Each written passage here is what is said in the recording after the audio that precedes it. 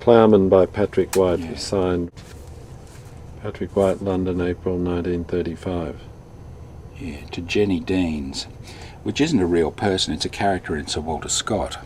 Oh. But it was presumably some, friend of his. His mother paid for it. But there was an even rarer volume of verse published before this, and there are only about 2 copies of it known. The Fisher Library at Sydney Uni's got one. What's it called? Well, it's just called Poems. Right. But he's a great person to collect, Patrick White, particularly the American editions, which are much nicer. See, there's the English edition and the American edition. They're much nicer books. Which one's the American? Well, this one. Why is that nicer? Well, look at it. They're just beautiful. These always have the Sidney Nolans, which is nice, but obviously Sidney Nolan has no resonance in America, so they're not really prepared to go for all that sort of murky stuff. You definitely should be on collectors, Richard. Wow. And there's the Tree of Man. And look at that.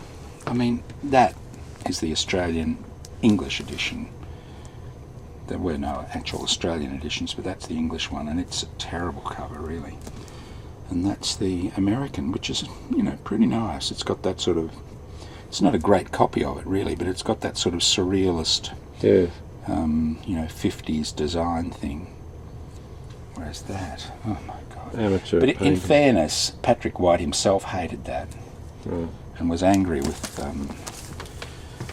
the publishers for it. But it's amazing, when we were at uni, of course, Patrick White was sort of the ultimate Australian novelist, wasn't he? Does anyone read Patrick I White? don't think they do. In fact, is he even in print? Are those Penguins still in print? I really don't think they are. A Game of Chance by Arthur Yeah. Wright. It's a horse racing novel. They were very popular. Wright was quite a... Show us the back of the book. Henzo. He Yeah, well, the hasn't ads are used Henzo. fantastic, yeah. There are some World War II things which are pretty heavy on the Japanese. As you might expect. Yeah, well, of course. The Humour of Germany. The Man Japan Calls God. Japan Strikes. This is a beautiful one. Look at that. Nippon's record of aggression and brutality. Yeah, they came so close. And this one is an anti-German one. In fact, it's interesting. What it's about is Hitler dies and all these ghosts come up to haunt him. This is before his actual death. Yeah, this is 41. Yeah. He's staring at... Television. Well, pretty much, yeah. I mean, all these visions of what he has actually caused. I speak for the mothers. Here is my child, as torn and dead. Yesterday her eyes were shining and her hair flew behind her in the wind. It's the bombing. He really is looking at a TV screen or a Yeah, computer. he is, isn't it? It's sort of a science fiction thing. Screen of the television. Televisor. Televisor, right. The fear-palsied scientific astrologer. See, that's a great thing. Now, totally forgotten. Yeah. But people who do research on...